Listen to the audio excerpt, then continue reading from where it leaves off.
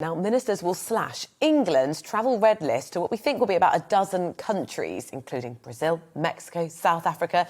They're expected to be moved off the red list today. But plans for replacing the requirement for a negative PCR test with a lateral flow one to avoid isolation hang in the balance. Let's get more on this. Simon Calder is the travel editor at The Independent, joins us now. Good morning to you, Simon.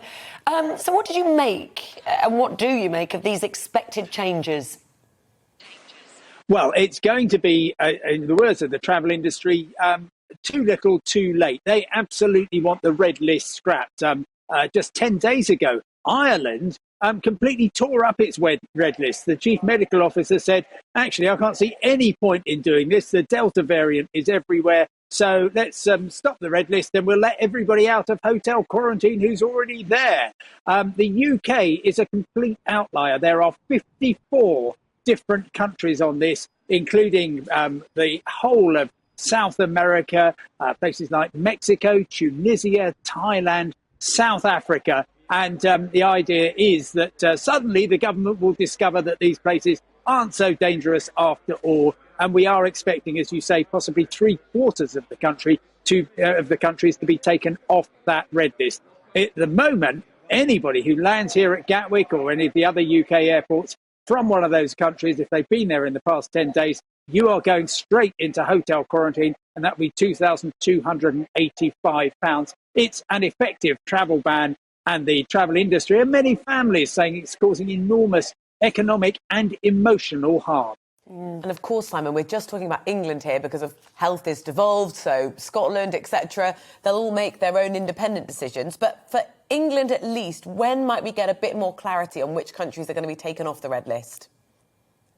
Well, nobody knows. I checked last night, and the Department for Transport, who will be making the announcement, said later this week, which I guess is today or tomorrow. I've cancelled everything to be hopefully in a good position to report on it as soon as it happens. But this is the sort of uncertainty that has characterised absolutely everything.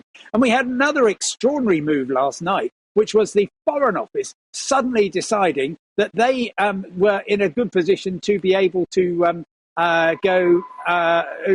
to take 32 countries off the no-go list. They've got a completely separate list. So that's now changed. And frankly, it's getting more and more confusing by the day.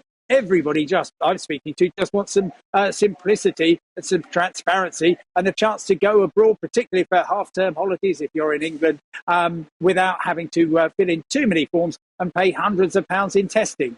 Yeah, absolutely. I was just going to ask you about half-term, which is coming up.